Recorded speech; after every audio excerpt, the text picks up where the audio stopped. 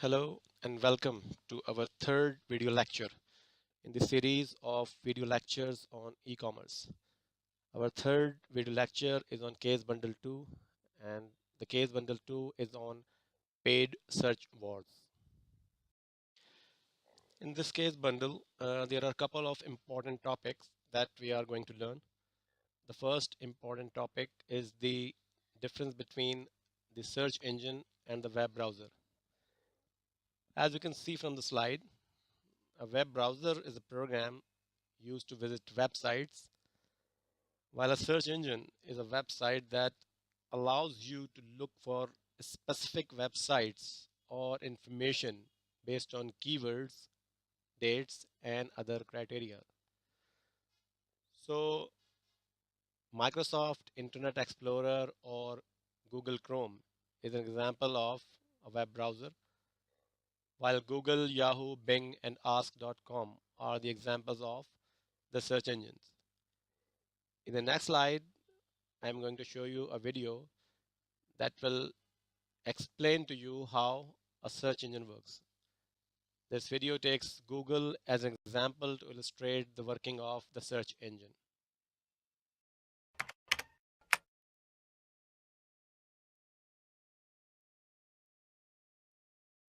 Hi, my name is Matt Cutts. I'm an engineer in the quality group at Google, and I'd like to talk today about what happens when you do a web search. The first thing to understand is that when you do a Google search, you aren't actually searching the web. You're searching Google's index of the web, or at least as much of it as we can find. We do this with software programs called spiders. Spiders start by fetching a few web pages. Then they follow the links on those pages and fetch the pages they point to, and follow all the links on those pages and fetch the pages they link to, and so on until we've indexed a pretty big chunk of the web.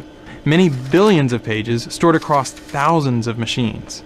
Now, suppose I want to know how fast a cheetah can run. I type in my search, say cheetah running speed, and hit return. Our software searches our index to find every page that includes those search terms. In this case, there are hundreds of thousands of possible results.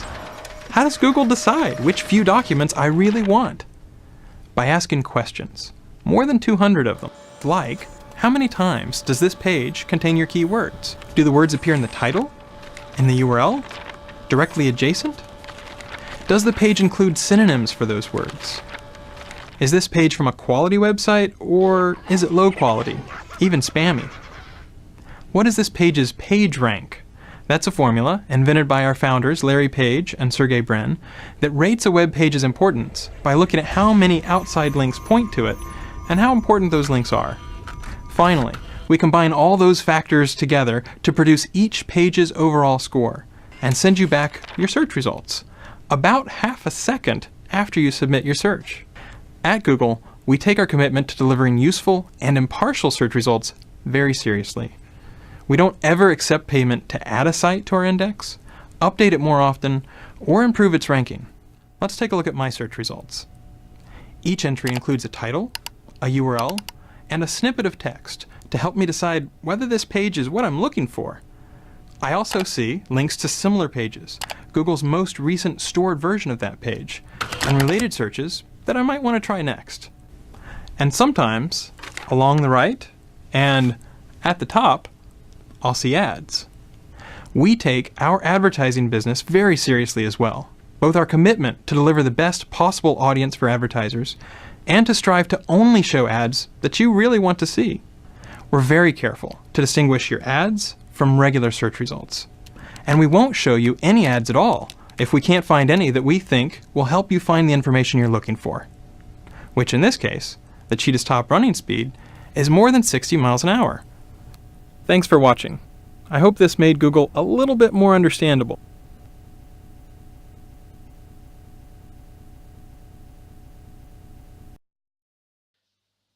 Page rank is an important topic related to the search engine optimization.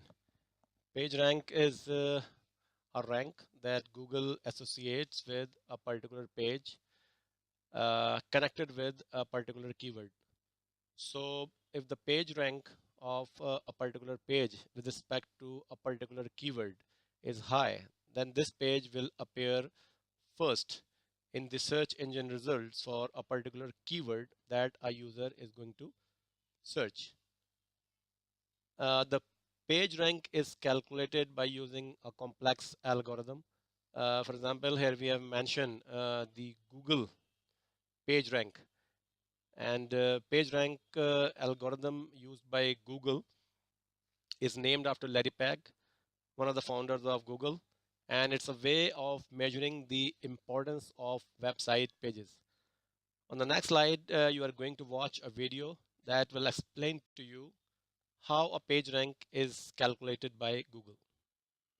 Hello, my name is Kyle Pierre, and today I'm going to be talking about PageRank, what it is, how it works, all that fun stuff. So first, a little bit of a background on PageRank and what it is. It was initially developed by Larry Page and Sergey Brin to rank web pages in search engines, and as the bolded words there would imply, that's how it got its name from Larry Page. His last name is Page, and it's used to rank web pages. So yeah. Anyway, but it ranks pages based on the number of backlinks pointing to them, and it assigns pages a total page rank based on the page ranks of the backlinks pointing to the page. It's okay if that sounds a bit confusing right now. I'll kind of show you exactly what that means a bit later.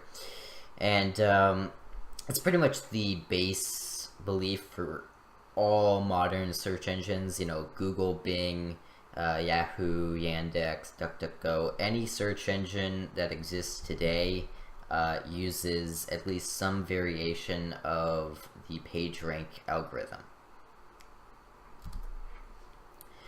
So we're going to kind of diagram this out because I think this is the easiest way to show you how PageRank kind of works.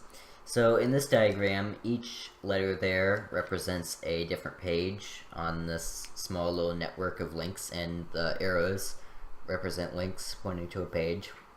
So here we can see, that page A is linking to page D, and then it's also linking to page C, and page B is linking to C, and page E is linking to C, and then C is linking to D. So what we're going to do is we're going to assign all of these a value of 1. We're going to give each one 1 vote or 1 point to do whatever it is they want with. And then we're going to distribute that 1 vote that they have across all of the pages that they want to vote for. Because the PageRank algorithm, what it does is it treats links like votes, and you only have 1 vote, so you have to split that 1 vote up amongst all of the links that you have. So if we just let this PageRank flow real quick, we'll see what happened. So if we take a look here, all of these pages still have only 1 page rank because they don't have any links pointing to them. However, they are all pointing links to this page right here, which is page C, which also originally had a page rank of 1. So we've got the 1 that was already here, plus 1, plus 1, plus 0.5 coming from A page over here to C page, and that gets us a total rank of 3.5. Now the reason this is 0.5 and this one over here is 0.5 is because, remember, this only has 1 vote, but it's got 2 links coming from this one site, and that means it's got to split up the vote. It can't vote 1 on each because it's only got 1 vote, so it's going to vote 0.5 on this one and vote 1.5 over here. And but in case anyone was wondering, there's no way that you can specifically say how much of a vote you want to count. It's just take the 1 and divide it by how many links you have on the page. But anyway, so that 0.5 vote's going to come over here. Now we've got something interesting happening. Because all of these pages linked to this page here, giving it a page rank of 3.5. However, this page, page C, is also linking to page D. And now because all of these pages were linking to page C and it got this higher page rank, a link from page C will now count as more votes than a link from page A, B, or E. So when page C votes for page D, it's going to send it 3.5 votes because that's how many it has. And then it also gets the 0.5 vote from A, and it gets a total of 4 votes plus the one that was already there, and D has a total of 5, a page rank of 5. And then it was, as we can see here, page D would be kind of classified as very important, and then page C would be just important, and then all the other ones, which just have a page rank of 1, they don't have any links, they would just kind of be average importance. You know, nobody's linking to them, nobody really cares. So if we were to take a look at how this would actually affect a search results page, we would see that page D would be at the very top, if this, assuming page rank would be the only factor, of course. And that's because page D had a total page rank of 5 in the end, because it had that page, or page rank flowing from page C, and it also had that page rank flowing from page A, giving it a total of 5. Then page C would come in second because it had a page rank of 3.5, because remember, it had page rank flowing in from page A, page E, and page B. So it gets a 3.5. But then page A, E, and B, they didn't have any links pointing to them, so they're just kind of going to sit there at the bottom in just completely random order.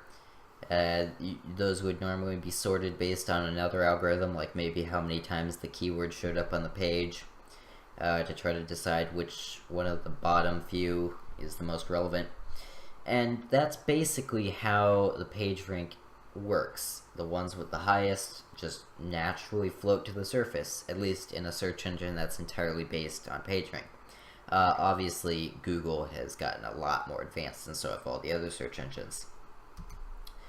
Now, you might be thinking, if this PageRank algorithm is all based around how many votes you can get from around the web, then if you just go out to a bunch of web pages and just get a link to your page on all of those web pages, then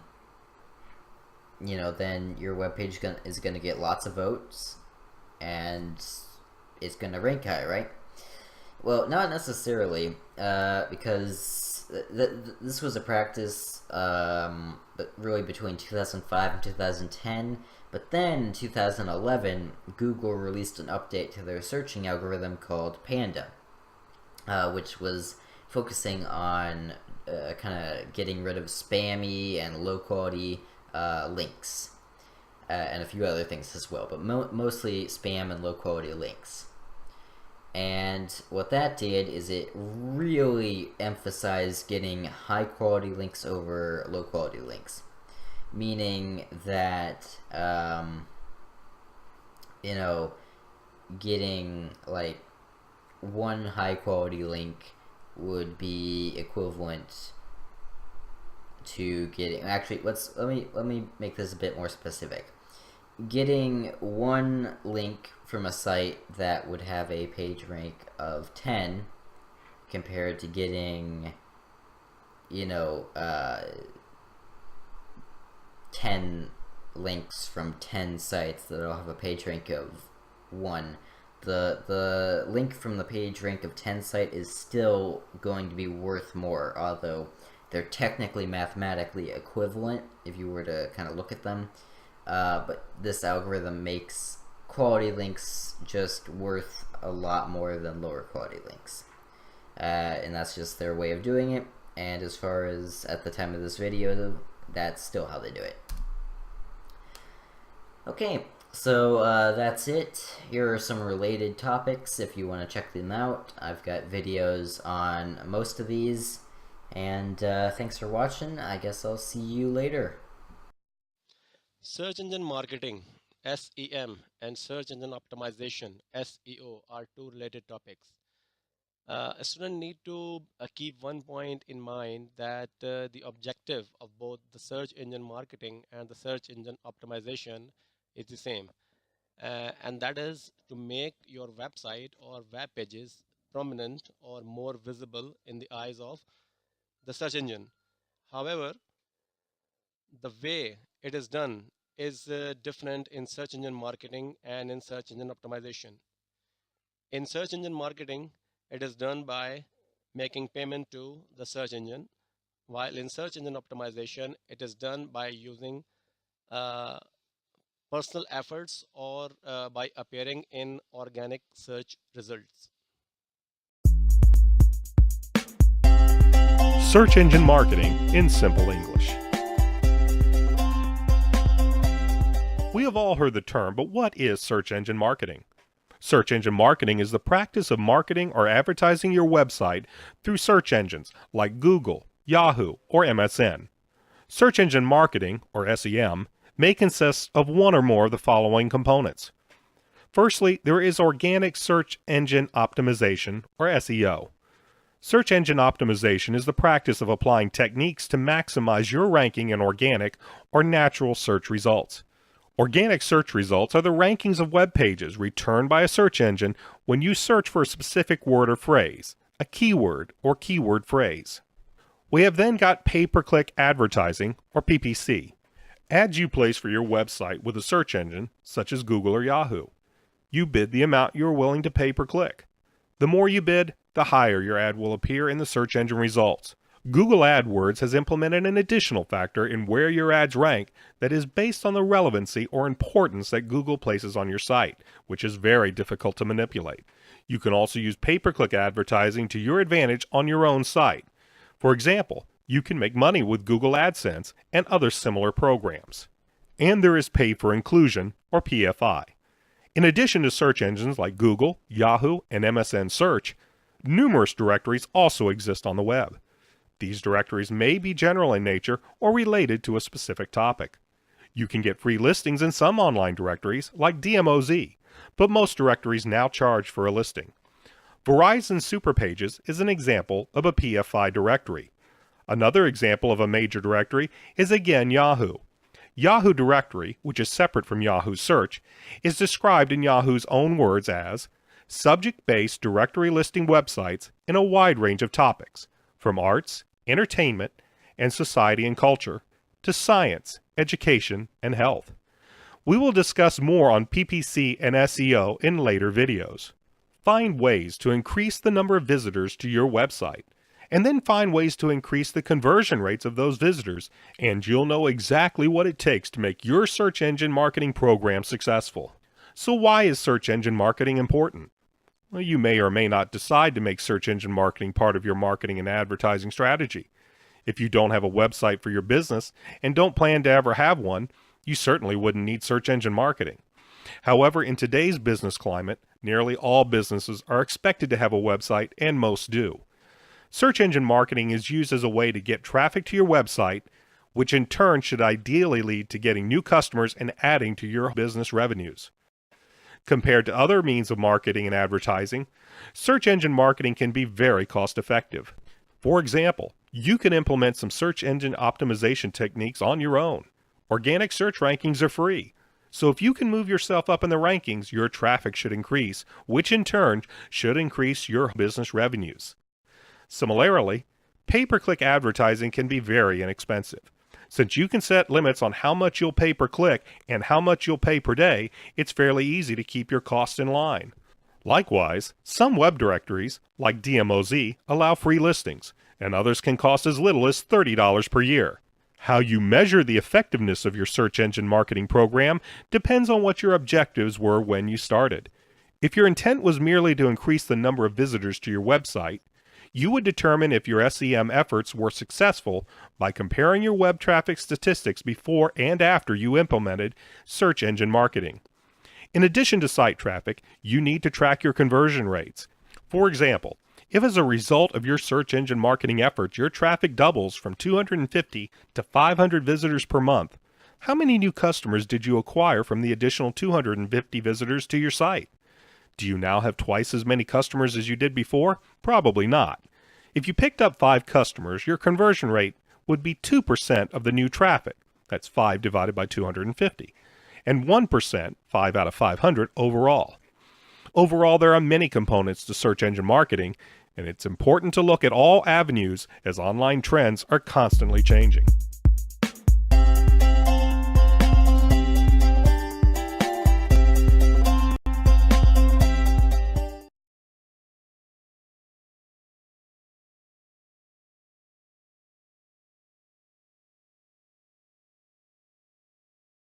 This is Search Engine Optimization, explained by Commoncraft, in collaboration with Search Engine Land.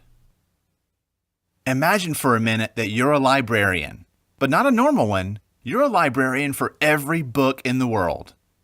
People depend on you every day to find the exact book they need. How do you do it? You need a system. You need to know what's inside every book and how books relate to each other. Your system needs to take in a lot of information and spit out the best answers for a patron's questions. It's not an easy job. Search engines like Google and Bing are the librarians of the internet. Their systems collect information about every page on the web so they can help people find exactly what they're looking for. And every search engine has a secret recipe called an algorithm for turning all that information into useful search results. Now, if you own a website, search results matter. When your pages have higher rankings, they help more people find you. The key to higher rankings is making sure your website has the ingredients search engines need for their recipes. This is called search engine optimization, or SEO. As it turns out, most of the big ingredients are known. Let's take a look. First, words matter. Search engines account for every word on the web. This way, when someone searches for shoe repair, the search engines can narrow results to only the pages that are about those words. Second, titles matter. Each page on the web has an official title, but you may not ever see it because it's in the code. Search engines pay a lot of attention to page titles because they often summarize the page like a book's title. Third, links between websites matter. When one web page links to another, it's usually a recommendation, telling readers this site has good information. A web page with a lot of links coming to it can look good to search engines. But some people try to fool the search engines by creating or buying bogus links all over the web that point to their own website. Usually, search engines can detect when a site has a lot of them, and they account for it by giving links from trustworthy sites more weight in the recipe. Fourth, the words that are used in links matter too. If your web page says, Amazon has lots of books, and the word books is linked, search engines can establish that Amazon.com is related to the word books. This way, when someone searches for books, that site will rank well. Lastly, search engines care about reputation. Sites with a consistent record of fresh, engaging content and growing numbers of quality links may be considered rising stars and do well in search rankings. These are just the basics, and the recipes are refined and changed all the time. Good SEO is about making sure your website has great content that's supported by the ingredients that search engines need for their recipes. I'm Lee Lefevre, and this has been Search Engine Optimization, explained by Commoncraft. Learn more about SEO at Search Engine Land. Google AdWords and Google AdSense are two important topics related to the internet advertising. The student need to understand the difference between the Google AdWords and the Google AdSense. Google AdWords is an advertising service by Google for businesses wanting to display ads on Google and its advertising networks. So, in essence, if you want to place ads based on certain keywords on Google search engine itself, then you are going to use Google AdWords. However, if you want to host ads on your websites, you are going to use the Google AdSense program. If you want to display ads using Google AdWords, you need to bid for different Google AdWords. And as you can see from the slide, if you want your ad to appear at all, you have to bid against other marketers on how much you are willing to pay Google AdWords every time a searcher clicks on your ad. And students should also bear this thing in their mind that the higher bid amount doesn't necessarily means that your ad is going to appear whenever a particular keyword is searched. On the next video or on the next slide, I'm going to show you a video that will actually tell you how the auction of the Google AdWords actually works.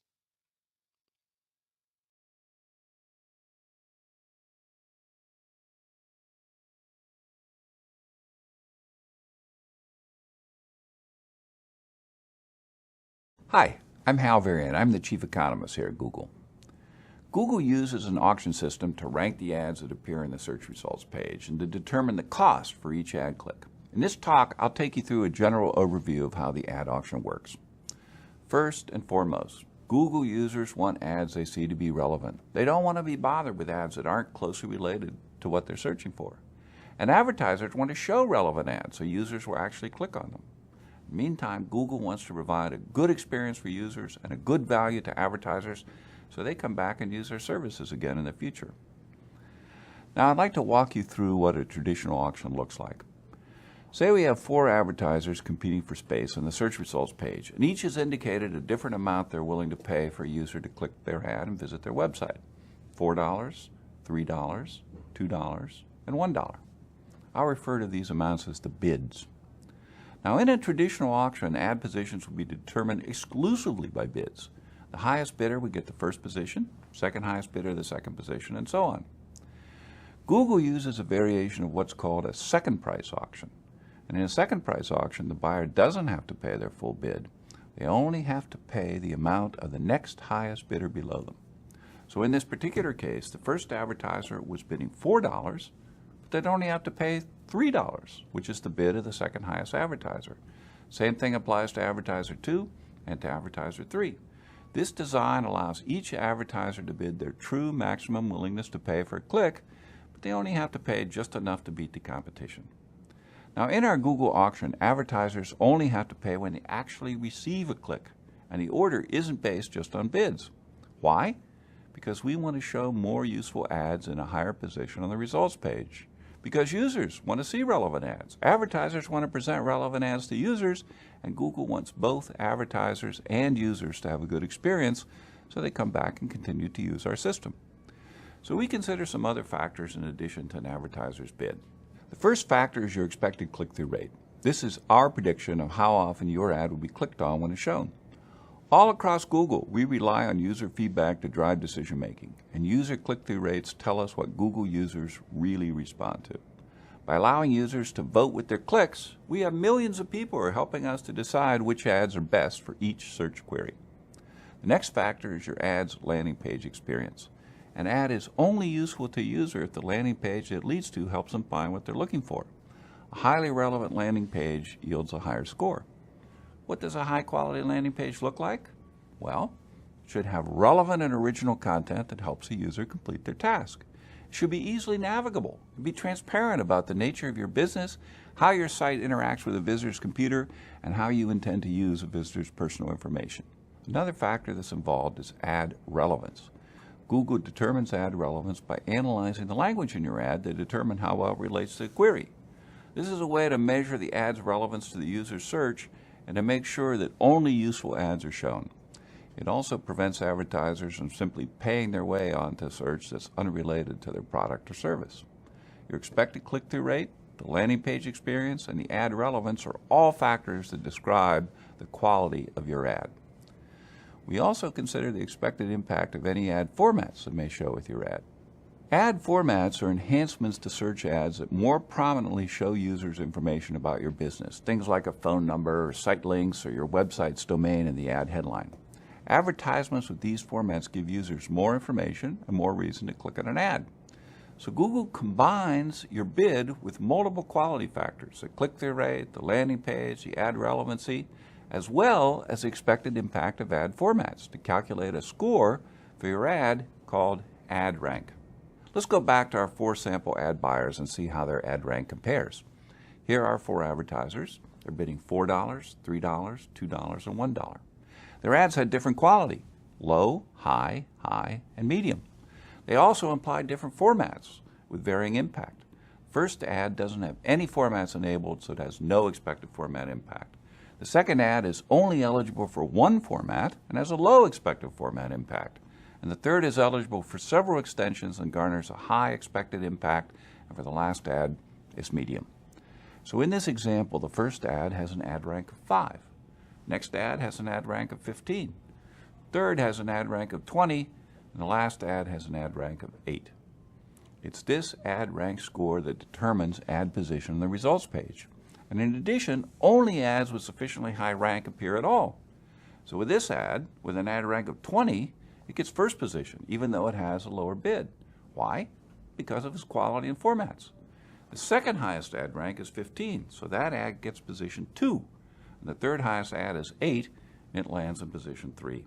The advertiser up here, who's bidding $4, has such a low quality and format impact that it doesn't get a position on the page at all, despite having the highest bid. So now we know how the ads are ranked, but how much do you actually pay for a click? Well, you pay the minimum amount that's necessary to maintain your position and any formats that are shown with your ad.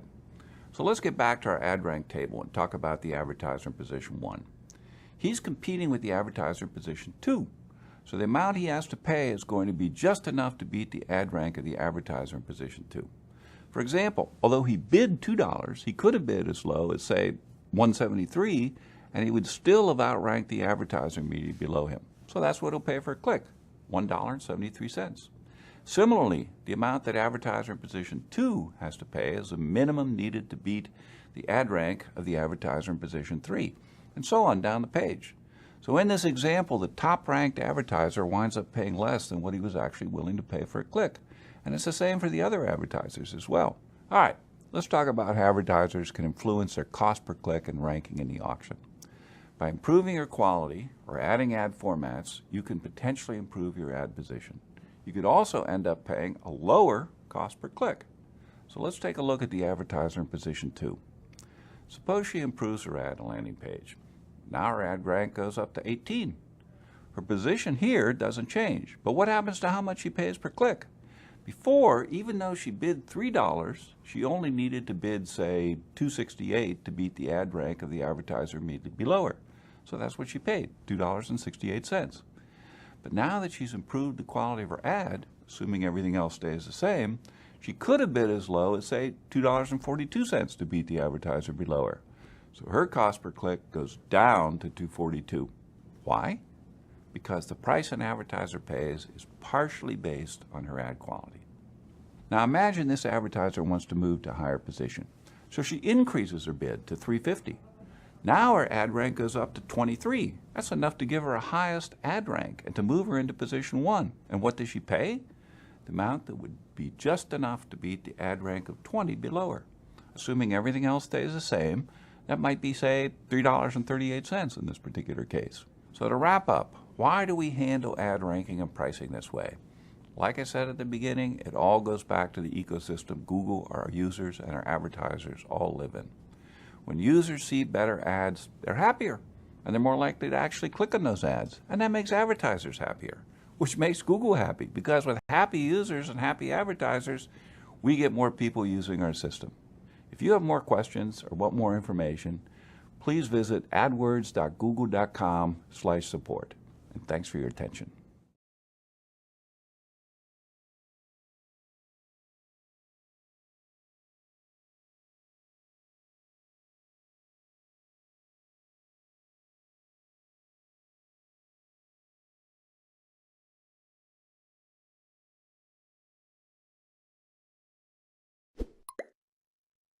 Google AdSense. Simply put, AdSense is you getting paid by Google for displaying ads on your content. This content can be anything from your website pages, your blog posts, and even your YouTube channel. So, how does it work? This works fairly simple. Google makes most of its money from ads. You allow ads to be placed on your website, advertisers pay Google to have those ads displayed, and you get a percentage from that money. All ads are matched to your content, so for example, if you have a beer blog, most probably your ads will be something related to beer. Okay, so what do you need to start? Besides creating an actual AdSense account, you will require the content, be it a YouTube channel, well-established blog or website. The more traffic you have, the better life you will have with AdSense. If you lack all the above, then your next concern is how do you create great content that people will read or watch, thus having a thriving AdSense account? So start creating a schedule. It helps a lot if you look at this as having your own TV show. You decide ahead of time what content you'll be publishing each week or each day. The frequency is totally up to you. And also, you decide the format and the style of the show. If you treat this as a business, it will become a job replacement and much more. Otherwise, it will just be some extra cash from time to time. So when can you see results? Results can be seen instantly. However, the quantity of these results all depend on the traffic your website gets. Because if 10 people visit your blog, it's not the same as if 10,000 people visited your blog. But if you are new to making money online and want to begin somewhere, this can be a great starting point for you. As far as when you get paid, AdSense has certain payment thresholds set in place, so you will see your first check after you earn $100. Of course, there are other factors in play, like if you are eligible to be paid, and there are conditions that vary from country to country. That's why I recommend you visit the AdSense help page at support.google.com/AdSense. And we've reached the what are the potential earnings section. And here the sky is the limit. But here are some things that weigh in the most in determining your income from Google AdSense. First, you have the industry. Obviously, if you have a blog about solar panels or trading, the earnings per click will be higher than entertainment topics. So remember that the topic is very important. Then we have things like number of ads on the page, click-through rate, and also the location of the users. And because I want you to have a clear picture of things, here is the math for making $100,000 a year with Google AdSense. First thing you do is divide it by 365 and you get about $274 per day. Let's assume your page click-through rate is 1% and your average cost per click is just 25 cents. This means you'll need about 1,000 clicks each day. So if your click-through rate is 1%, then you need to have 100,000 visitors on your website each day to earn $100,000 a year. You can adapt this example to your own needs and goals to get a better understanding of what it will take to achieve your AdSense income goals. So where do you start? That's the easy part.